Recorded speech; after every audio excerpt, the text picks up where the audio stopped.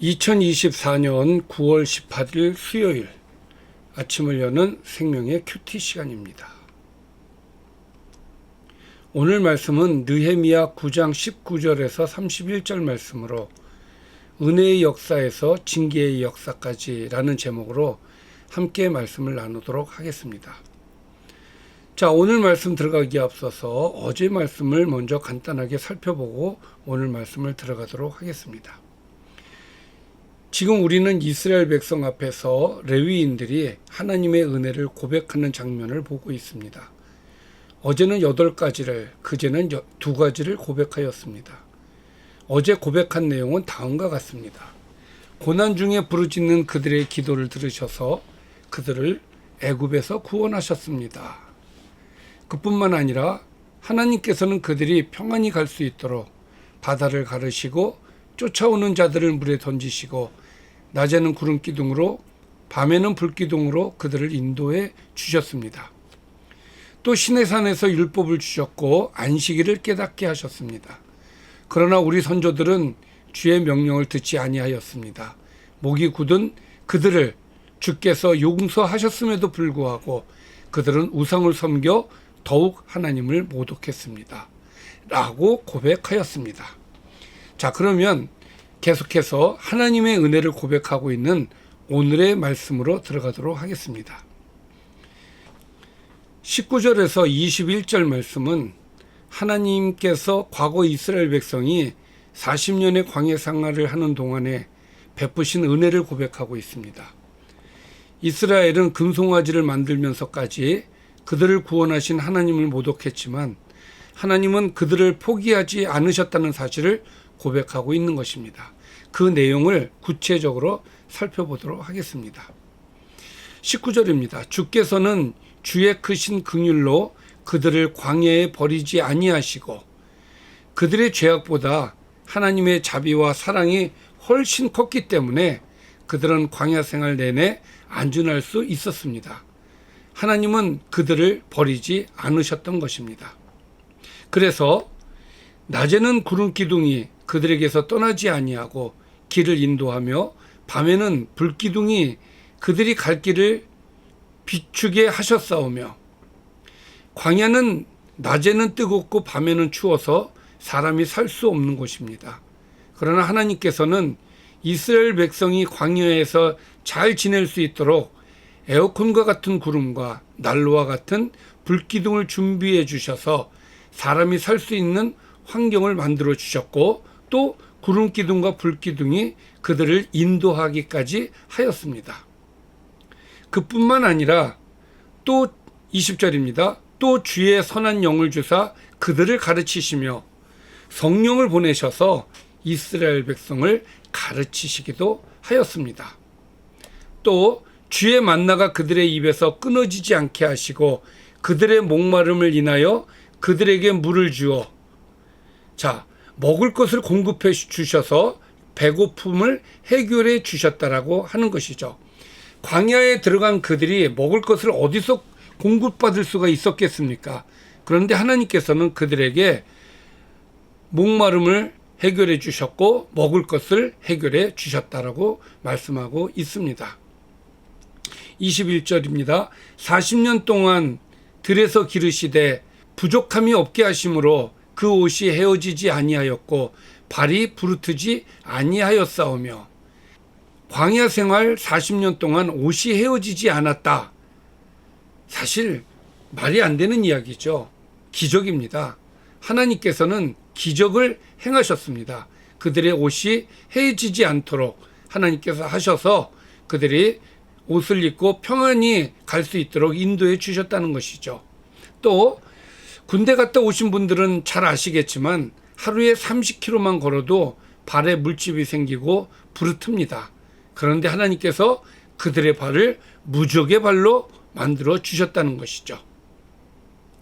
자, 다음은 22절부터 25절까지의 말씀인데 가나안 정복을 다루는 말씀입니다.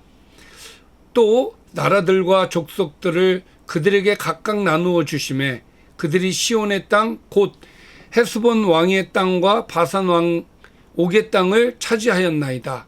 주께서 그들의 자손을 하늘의 별같이 많게 하시고 전에 그들의 열조에게 들어가서 차지하라고 말씀하신 땅으로 인도하여 이르게 하셨으므로 그 자손이 들어가서 땅을 차지하되 주께서 그 땅 가나안 주민들이 그들 앞에 복종하게 하실 때에 가나안 사람들과 그들의 왕들과 본토 여러 족속들을 그들의 손에 넘겨 임의로 행하게 하심에 그들이 견고한 성읍들과 기름진 땅을 점령하고. 하나님께서는 불가능한 가나안 땅의 정복을 하나님께서 직접 개입하심으로써 가나안 땅을 순조롭게 정복할 수 있도록 인도해 주셨다라는 말씀이죠. 그래서 모든 아름다움과 물건이 가득한 집과 판 우물과 포도원과 감람원과 허다한 과목을 차지하여 배불리 먹어 살찌고 주의 큰 복을 즐겼다라고 이야기를 하고 있습니다. 전쟁을 통해서 그들은 파지 않은 우물을 얻었고 심지 않은 포도원을 갖게 되었고 세우지 않은 집과 성읍들을 소유하게 되었다라는 것이죠. 만약에 이들이 가나안 땅에 들어가서 개간하고 그들의 땅을 만들어 가는 과정이 있었다면 매우 힘들었을 것입니다. 그러나 하나님께서는 정복 전쟁을 통해서 땅을 개간한 것이 아니라 이미 남이 가꾸어 놓은 밭을 주심으로써 배불리 먹고 살찌게 하시는 그런 복을 주셨다라는 말씀이죠. 그러나 그들은 순종하지 아니하고 주를 거역하며 주의 율법을 등지고 주께로 돌아오기를 권면하는 선지자들을 죽여 주를 심히 모독하였나이다. 자, 하나님께서 그와 같은 은혜를 주셨음에도 불구하고 이스라엘 백성은 하나님께서 주신 은혜를 저버리고 불순종으로 얼룩진 역사를 써내려가기 시작합니다.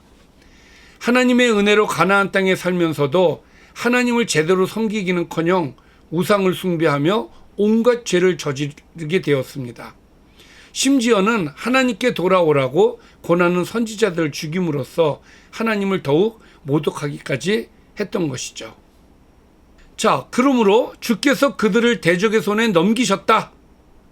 자, 그들이 하나님께 배반하고 하나님을 모독했기 때문에 하나님께서는 그들을 대적의 손에 넘기셨습니다.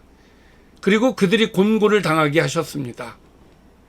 그러나 그들이 환난을 당하여 주께 부르짖을 때에 주께서 하늘에서 들으시고 주의 크신 긍휼로 그들에게 구원자들을 주어 그들을 대적의 손에서 구원하셨다라고 기록하고 있습니다. 그들이 공고를 당하였을 때 그들은 하나님께 부르짖었어요. 환난이 다가오니까 다시 하나님하고 하나님을 찾았던 것이죠. 그때에 하나님께서는 배반을 했던 그들에게 하나님의 긍휼로 다시 구원자들을 보내어서 그들을 대적의 손에서 구원하셨다라고 말씀하고 있습니다. 이렇게 하나님은 자기 백성들이 부르짖으면 또 마음이 약해서 용서해 주시고 구원해 주시는 그런 하나님이십니다. 28절입니다. 그들이 평강을 얻은 후에 대적의 손에서 구원해 주신 하나님의 은혜로 말미암아 그들이 평강을 얻습니다. 그러나 다시 주 앞에서 악을 행함으로 다시 그들은 하나님께 죄를 짓습니다. 그래서 하나님께서는 그들을 원수의 손에 버려두사 원수들에게 지배를 당하게 하셨다. 자, 그들이 하나님께 악을 행하자 하나님은 또 그들에게 징계를 하십니다. 또 그들이 돌이켜 주께 부르짖음에 다시 이스라엘 백성들이 하나님께 회개하고 부르짖습니다. 그때 또 하나님께서는 주께서 하늘에서 들으시고 여러 번 주의 긍휼로 건져내시고, 자, 하나님께 회개하고 다시 하나님을 찾으면 하나님은 하나님의 긍휼하신 그 마음 때문에 다시 그들을 용서하시고 그들을 구원해 내셨다라는 이야기죠.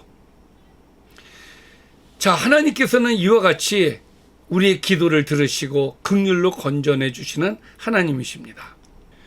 자, 29절을 보면 율법을 준행하면 삶을 얻는다는 주의 계명을 이스라엘 백성들에게 주시면서 엄하게 타이르셨지만 그들은 듣지 않았다. 목을 굳게 하여 듣지 않았다라는 것이에요. 이처럼 이스라엘 백성들은 좀 편안해지면 하나님을 배반하고, 또 하나님께서 그들을 징계하시면 하나님 잘못했습니다 회개하고, 또 하나님께서는 그것을 보시고 하나님께서 다시 그들을 용서해 주시고, 또 하나님께서 그들을 편안하게 해주시고, 이것이 계속 반복이 되었다는 이야기예요. 참 변덕이 심한 이스라엘 백성이 아닐 수 없습니다. 이쯤 되면 이스라엘 백성들을 버려야 되지 않을까요? 어차피 용서해봤자 또 이 사람들은 배반할 텐데. 그런데 하나님께서는 그렇게 하지 않으십니다. 30절과 31절을 보면 알 수 있습니다. 그러나 주께서 그들을 여러 해 동안 참으시고, 또 주의 선지자들을 통하여 주의 영으로 그들을 경계하시되, 그들이 듣지 아니함으로 열방 사람들의 손에 넘기시고도 주의 크신 긍휼로 그들을 아주 멸하지 아니하시며 버리지도 아니하셨사오니, 주는 은혜로우시고 불쌍히 여기시는 하나님이심이니이다. 하나님께서는 이스라엘을 오래 참으셨고 그들을 회개시키기 위해 선지자들을 보내셨지만 그들은 또 듣지 않습니다. 그래서 하나님께서는 그들을 열방에 넘기셨다는 것이죠. 오늘 26절부터 31절의 말씀을 보면요, 범죄, 심판, 회개, 구원, 이 사이클이 3번이나 반복이 돼요. 그러나 그럼에도 불구하고 이스라엘이 멸망하지 않은 것은 주의 크신 긍휼 때문이었다라고 오늘 말씀하고 있습니다. 하나님의 긍휼이 있었기 때문에 이스라엘이 멸망하지 않고 살 수 있었다라는 것이고, 오늘 말씀은 이렇게 긍휼이 많으신 하나님의 모습을 우리는 명확하게 볼 수 있는 말씀이기도 합니다. 오늘 말씀을 정리해 보겠습니다. 오늘 말씀은 계속되어진 이스라엘 백성들, 특히 레위인들의 고백입니다. 그 고백의 내용은 이렇습니다. 주님은 이스라엘 백성을 광야에 버리지 않으시고 부족함이 없게 하셨습니다. 또 이스라엘 자손을 많게 하시고 열조에게 말씀하신 땅으로 인도하셨습니다. 그들이 교만해 열방에 넘겨졌지만 주님께서는 아주 멸하거나 버리지는 않으셨습니다. 이것은 은혜로우시고 불쌍히 여기시는 하나님의 긍휼하심 때문입니다. 자, 오늘 말씀을 보면 하나님은 은혜로우신, 긍휼이 많으신 하나님이시라는 것을 우리는 분명히 알 수가 있습니다. 하나님의 백성이 어떤 잘못을 할지라도 하나님은 우리를 버리지 않으시고 끝까지 책임져 주시는 하나님이십니다. 이스라엘 백성들이 계속된 배반이 있었지만 그럼에도 불구하고 하나님께서는 광야에서도 길을 만드시고 먹을 것도 주시고 에어컨과 난로도 주시고 옷이 해지지 않게 하시는 그런 하나님이셨습니다. 여러분들이 하나님께 회개하고 나아가기만 한다면 어떤 잘못이 있었더라도, 아무리 어려운 광야에 있다 할지라도 하나님께서는 여러분에게 부족함이 없이 채워주시고 인도해 주실 것입니다. 여러분, 하나님을 의지하여 불가능해서 가능의 역사를 경험하시기를 바랍니다. 기도하겠습니다. 살아계신 아버지 하나님, 제 삶을 돌이켜보니 모든 순간이 오직 하나님의 은혜였습니다.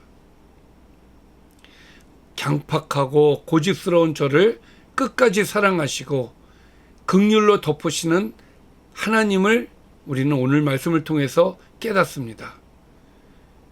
우리를 긍휼히 여기시는 하나님께 감사하게 하여 주시고 하나님의 은혜를 더 깊이 누릴 수 있도록 인도하여 주옵소서.